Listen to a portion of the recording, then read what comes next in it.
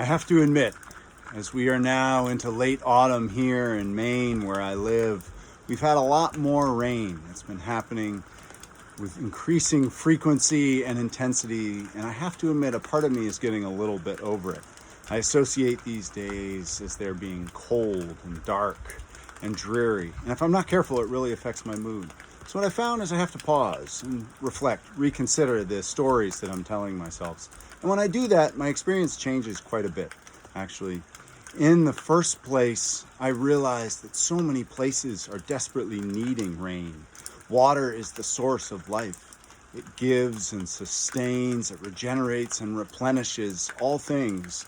And without it, no real life is possible. So in that way, people, plants, animals, all are deeply yearning and dependent on the rains. And because of climate change, we know that so many places now are dealing with great droughts, and the implications for that are perilous for our planet. So in that way, I remember how lucky I am to be having rain.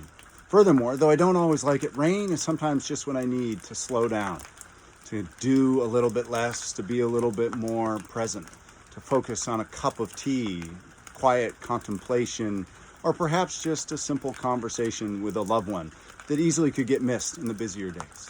And finally, in my work with the Eco-Psychology Initiative, I often talk about the 4 primary areas of our being: mental, physical, soulful or spiritual, and finally the emotional. And these corresponding with the 4 elements: earth for the body, air for the mind, fire for the spirit and soul, and water for our emotions.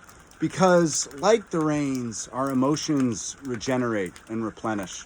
They revitalize and give life to so much aspect of our internal worlds, and without which we end up with arid, dry internal topography and landscapes. There is almost a drought of our internal well-being and the emotional vitality that we all want. So when it rains, I try and check in with my heart. What's really happening?